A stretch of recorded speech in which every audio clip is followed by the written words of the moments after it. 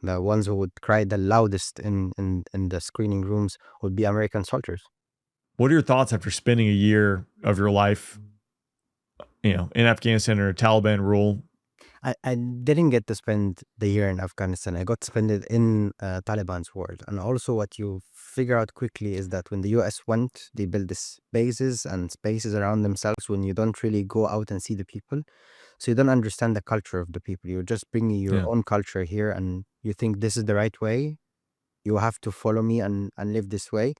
And whoever follows is welcome. We're gonna give you a happy life. So you're gonna get jobs, you're gonna get to interact with us, you're gonna get closer to us as long as you're in. If you're not understanding that we're the ones that are bringing the better living and better understanding of life, then you're excluded. So when I went in Kabul, I directly quickly realized that the Taliban are not doing anything different than that. They are living within the spaces that was created for the Americans. Now they occupy it, and the way they interact with the people is like you have to be with us. There's no other way.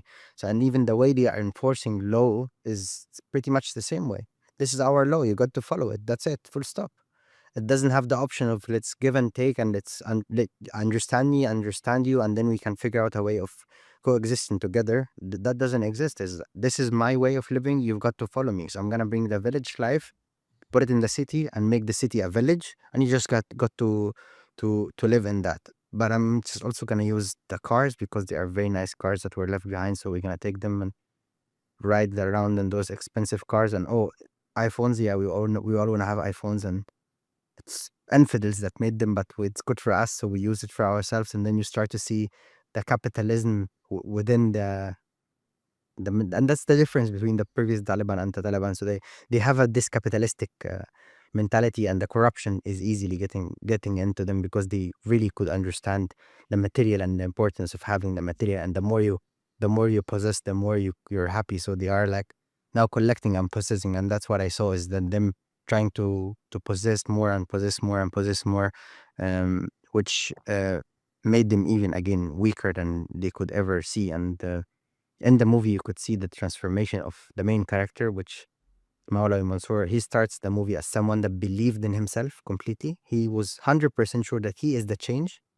The way he was talking in the beginning, caring about everybody. And then at the end of the movie, he's hitting those soldiers that he was careful that not even one of them died in the beginning of the movie. He got to hit them on their faces at the end because he is the big boss. And then when he had hit them in their faces, they came to kiss his hand, and he directly got infected by the power that he was fighting for regardless of his ideology, and we knew that, but the power got into him and made him even a worse human being than he was before. So he's not just traumatized now he's another traumatized, powerful man. And oh man, we know a lot of them around the whole world. They are everywhere.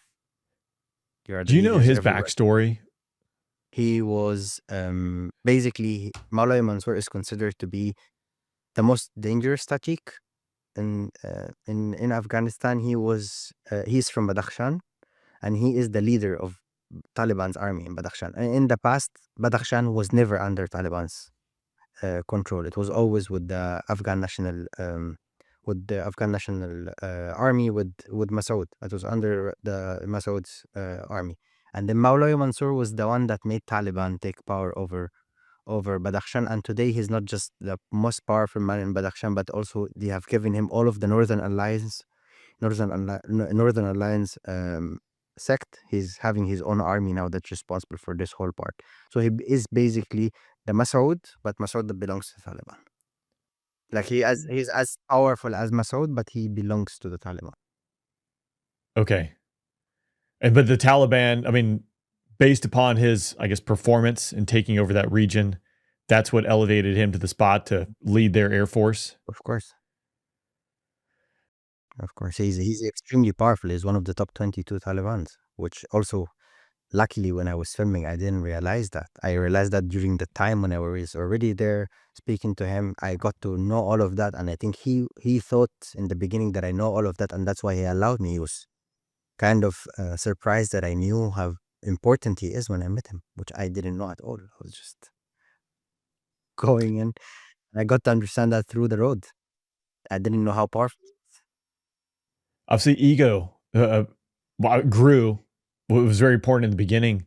Did you interact with any other of the top Taliban? Because I assume that's probably Yeah, a common theme. of course.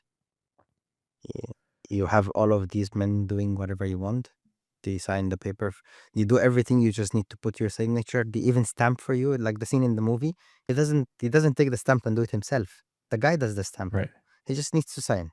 Sir, this is for this. You want my signature? And even he doesn't. He can do this and this. Take off his hat. More paper to sign. Oh, yeah. I'm so tired of being so important. Of course, that ruins anybody.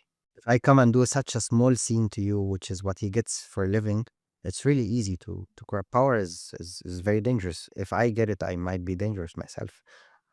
Like it takes way more effort to stay against falling for the power than actually falling for it. Yeah, not an easy thing to do. Mm. Did you see the Chinese there at all? You saw them in the movie, no?